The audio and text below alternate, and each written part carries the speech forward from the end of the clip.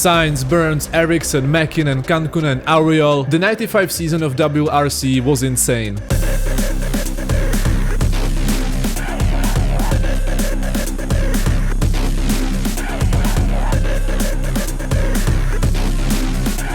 But still and somehow, all eyes were set on someone else. Someone with minor experience. Someone who was able to crash every course. Someone who simply went flat out because, if no doubt, flat out. But to understand why would someone even give a chance to Colin McRae, you have to look at his background, his childhood, his family, and especially his dad.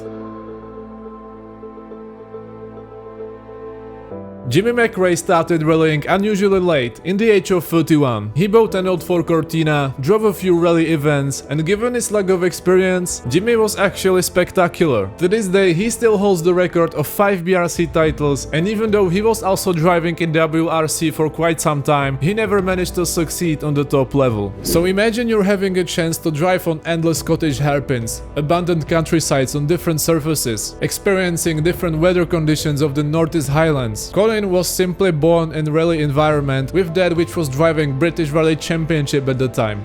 It sounds like an absolute dream to me, but Colin was not the only child interested in fast cars going bonkers. Younger brother Alistair had become BRC champion in the same year as Colin became WRC champion. Maybe he hadn't such a raw speed and that ruthless mentality, but that's besides the point. In the mid-1980s, Colin began in local Scottish rallies, driving, well, shitboxes like the Talbot Sunbeam or Vauxhall Nova. These cars were underpowered and not somehow extraordinary, but when Colin got behind the wheel, they flew.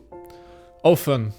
Literally. Still as a teenager in 1986, he made a big mark in the Scottish Rally Championship, and he wasn't just fast, he was spectacular. Imagine throwing cars sideways with confidence far beyond the limit and far beyond the horizon against much more experienced rivals. But in 1988, even over his crashes and controversies, he managed to win the entire championship. He got himself behind the wheel of the legendary Ford Escort Mark II, and I think that's exactly the type of car what suited Colin the most. Rear-wheel drive, no electronics, no power steering, no sequential gearbox, just simply a lightweight rocket with plenty of power on gravel muddy roads. The real breakthrough came in 1989 when Colin has met the first time with the team Prodrive. Prodrive was a team running Subaru's rally program, and David Richard as a Prodrive boss saw a huge potential in Colin and signed him to drive the Subaru Legacy RS in the British Rally Championship the next year. It sounds like an absolute incredible dream opportunity, but we have to understand that in 1990 Subaru was nobody. They were nothing in the world of rally. The whole idea of Subaru going rallying was just a marketing vision of engineers who tested all-wheel drive system in their family sedans. So if Subaru wanted to call their mission successful, they needed experience. And I mean much more experience. But, well, Colin McRae was behind the wheel.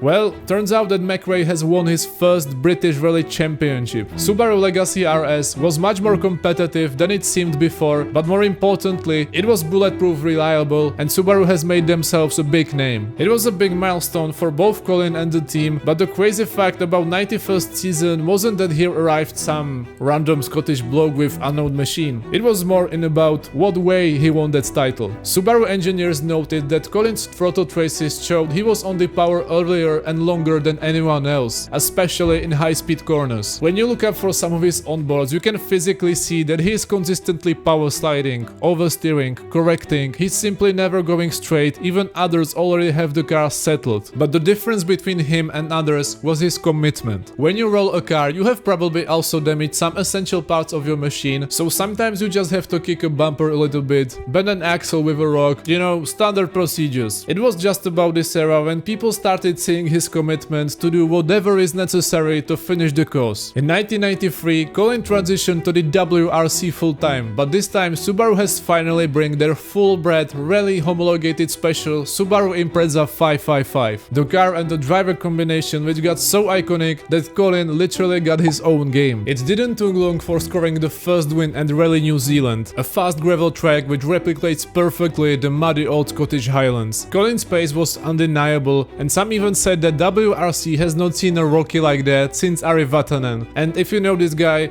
you also know that you can't get much better compliment. By 1995, Impreza 555 had evolved into a true championship machine, and Colin had matured just enough to be dangerous. But there was another problem, and that was the team itself. You see, on the one side, you have Carlos Sainz. Carlos Sainz Sr. is one of the finest and genuinely, along with Kankunen, the most experienced guys on 95 grid. Over his shoulders are hanging 2 titles, and he's especially known for incredible precision, calculation and patience. He is that kind of a guy who would be satisfied finishing second if it is just enough to grab an overall win. And that's exactly and quite unbelievably the exact opposite of Colin McRae. They had completely different approaches to their team, driving style, co-pilots, settings, funding, sponsors, but only one thing was sure. Both of these contenders had undoubtedly the sheer speed of securing the championship. But to make it for Colin even harder, Carlos Sainz wasn't the only fast guy on 95 grid, and Subaru wasn't the only title contender. For example, Toyota is driven by Juha Kankunen,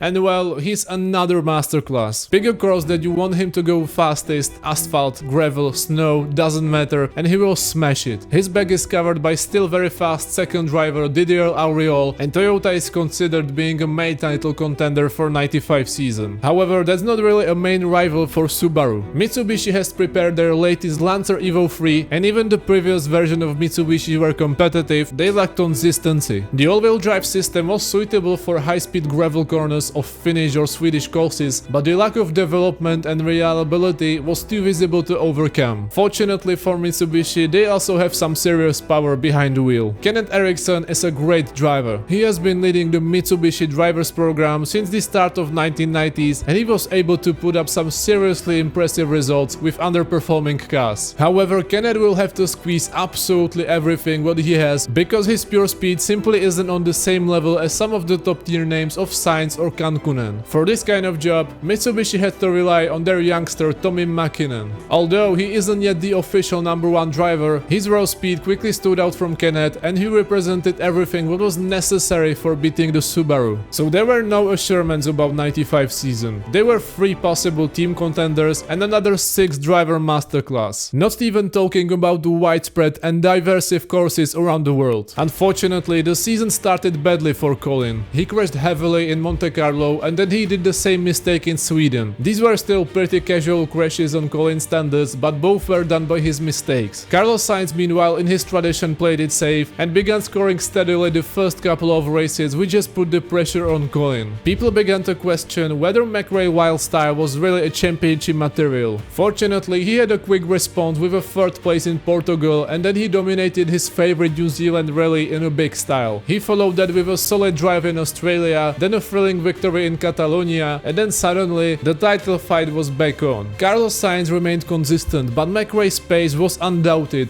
when he stayed on the road, which he sometimes didn't. But the turning point came at Rally Catalonia. It's been part of the season where the cards had already been on the table and Subaru looked the strongest. I wouldn't call them dominant since Mitsubishi smoked them in Sweden and Toyota has claimed important win in France, but there were only 2 courses left and Subaru needed to be consistent to play it safe. So Subaru gave team orders to slow down Colin even though he had more points in the championship. However, it was only about 2 points, and since it looked better for Carlos in the middle of the course, Subaru set to hold the position and forced Colin to finishing second. Surprisingly, and after long arguing between him and the team boss David Richard, Colin followed these instructions and forfeited the victory.